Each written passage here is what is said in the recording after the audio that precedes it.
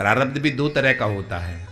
एक संचित होता है, पूर्व काल में हमने किया है, जो कुछ किया है पूर्व जन्मों का फलस्वरूप हमको इस जन्म में मिलता है। और दूसरा है तो अक्रियमाण प्रारब्ध। एक संचित प्रारब्ध है जो हमारा वहाँ पर स्टोर हो रखा है, उसमें से कुछ भाग हमें फल देने के लिए आता है, और एक क्रियमाण है जो हम इस जन्म में करते हैं, वो भी हमें फल देता है। तो भाग्यवादी लोग कहते हैं कि हमारा भाग्य ही, हमारा प्रारब्ध ही हमको सुख और दुख दे रहा है। एक कर्मयोगी होते हैं। कर्मयोगी क्या कहते हैं? कर्मयोगी कहते हैं कि हमारे कर्म ही हमें सुख और दुख देते हैं। बाबा तुलसी ने रामचरितमानस में लिखा था, को न काऊ सुख दुख कर दाता, निज कृत कर्म भोग सुन भ्राता।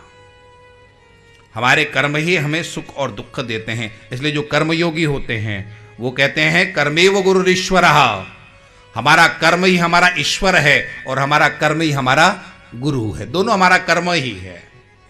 बहुत से कर्मयोगी किसी और को नहीं मानते। वो कहते हैं हमारा कर्म ही अच्छा है, तुम्हारे साथ अच्छा होगा, और हमारा कर्म यदि अच्छा नहीं हो तो हमारा अच्छा।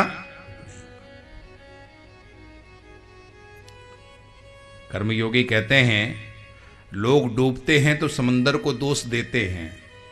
लोग डूबते हैं तो किसको दोष देते हैं?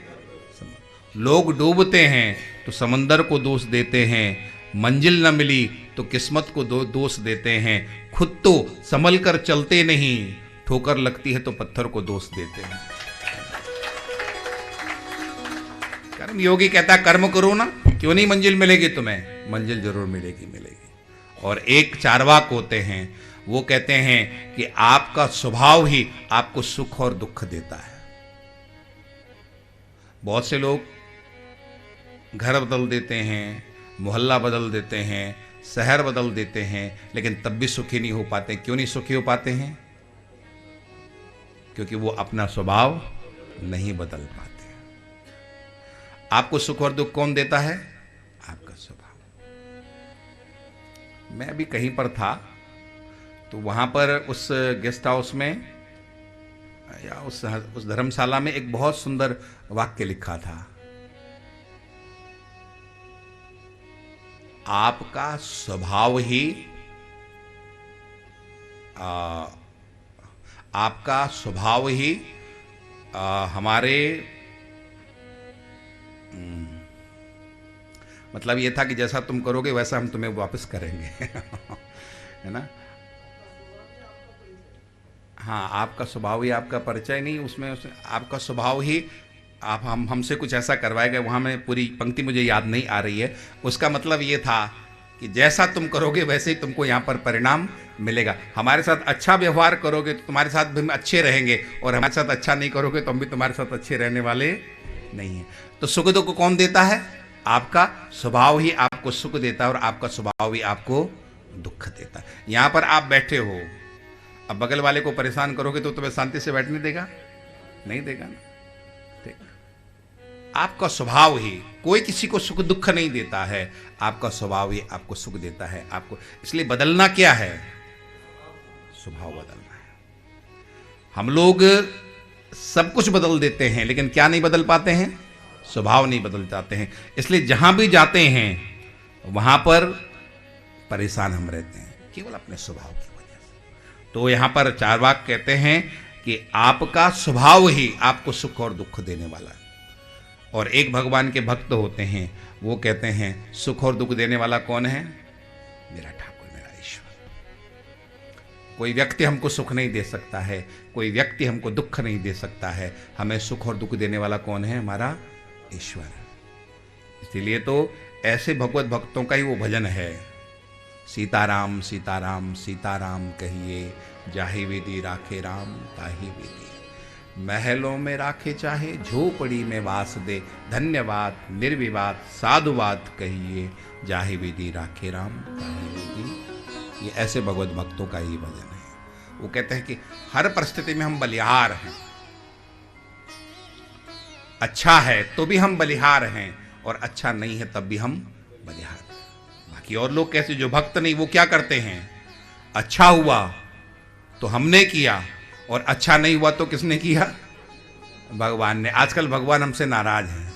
भगवान भी हमसे रूठे हुए। अच्छा हुआ तो हमने किया, पूरा क्रेडिट अपने को, और अच्छा नहीं हुआ तो किसको किसको दोष है? भगवान को। लेकिन साधु होता है, वो साधु कहता है, भगवत भक्त कहता है अच्छा है तो भी मेरी परमात्मा की कृपा है, और अच्छा नहीं है तब भी मेरी परमात्मा।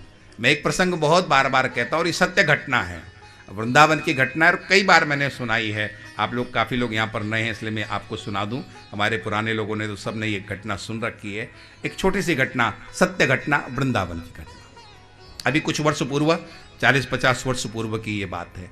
एक वृंदावन में साधु रहा करते थे, और हर बात पर वो राम जी की कृपा, राम जी की कृपा कहते थे। कोई पूछे कि बाबा रोटी खाओगे, तो क्या कहते थे? वो ये नहीं कहते थे सीधे कि रोटी खाऊंगा, राम जी की कृपा से भूख लगी है, राम जी की कृपा से रोटी मिल जाए तो अच्छा है। बाबा पानी पियोगे, तो ये नहीं कहते थे कि हाँ दो, सीधे राम जी पे ले जाते थे। राम जी की कृपा से प्यास लगी है, राम जी की कृपा से कोई पानी दे दोगे तो पी लूंगा। हर बात पर राम जी की कृपा। वृंदावन वर्ष भर रहते थे, केवल वर्ष में एक बार अयोध्या जाते थे। रामानंदी साधु थे, इसलिए रामनवमी पर अयोध्या जाते थे। पैसे छूते नहीं थे, इसलिए टिकट भी नहीं कटाते थे, तो हमेशा तो जाया करते थे। आज के दिन जब वो रामनवमी के लिए अयोध्या के लिए निकले, तो रास्ते में मजिस्ट्रेट चेकिंग हुई ट्रेन में।